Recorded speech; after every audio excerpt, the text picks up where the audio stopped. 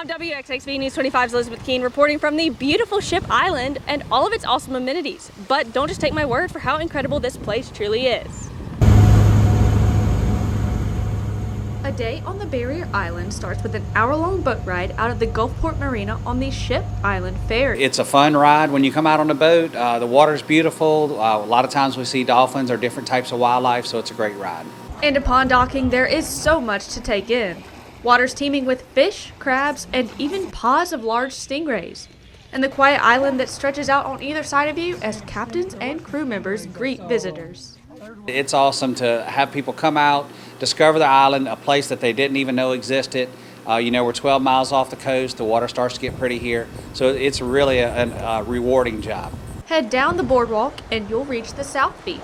Equipped with a few rows of chairs and umbrellas, it could be one of the most relaxing places along the Gulf of Mexico. Everybody comes here to see its uniqueness and its beauty, and that's a fun part about it, is really showing all these new people the beach and showing them what's going on and cracking a joke here and there and seeing everybody smile and have a good time. Even tourists who visit nearby cities, such as Dean Morris, visiting New Orleans from Augusta, Georgia, seem to make time for a day trip to the Magnolia State. The ride out was awesome. It's beautiful weather today. I know it's sunny and probably 94, but it's breezy too, and I can handle that. And in Georgia, we always say, if you want to beat the heat, stay near the water. That's what we're here for. You might be wondering, what's it like to be more than just a tourist? Island employees ride over on the ferry with everyone else, and they all believe that their jobs are some of the most fun on the Gulf Coast.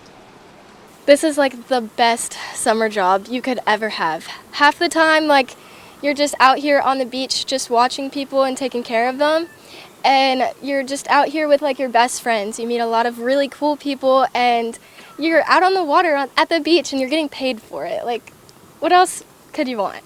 Swimming and snorkeling are popular activities in the shallow waters, and farther down the beach, fishermen seem to have some luck. I do enjoy fishing, especially deep sea fishing. You really don't know what you're going to get anytime you cast, right? It could be a little whitefish, it could be a 3-foot shark, right? It's different than pond fishing to me. But there's one major part of the island that many visitors might not know about ahead of time. One of the hidden gems of Ship Island is Fort Massachusetts. If these walls could talk, they could tell so many stories. This island has seen so much, and if the sand could talk, it would tell you all of the things that it's seen. Magdalena Mastro, a park ranger with Gulf Islands National Seashore, is one individual who gives tours and shares the history of the fort.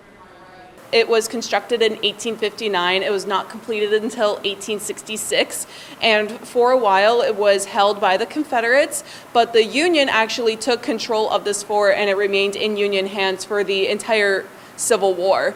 And this fort was a prison camp. This entire island was a prison camp, and what better place to have a prison camp? It's hot, you're really not going anywhere, and the labor was very intense for those prisoners. Air Force veteran Isaiah Ike Edwards shares more knowledge about a few regiments from Louisiana. The African Americans that were stationed out there, a lot of people don't know that they had African Americans stationed out there. This was a POW camp for Confederates. And you had Union soldiers, they were Union soldiers that were there to guard the Confederate POWs. There's a lot of these guys that came out with the 2nd Regiment. There was three regiments. You had the 1st, the 2nd, and the 3rd. They were the first official regiment to join the Union. And it was so special because a lot of these guys were free people of color. Many tourists choose to end their day with a walk around Fort Massachusetts, taking in all that surrounds them. We learn about our past through history and places like this fort. And you learn about the people that came before us and see what it was like living in their time. From there, it's smooth sailing back to Gulfport.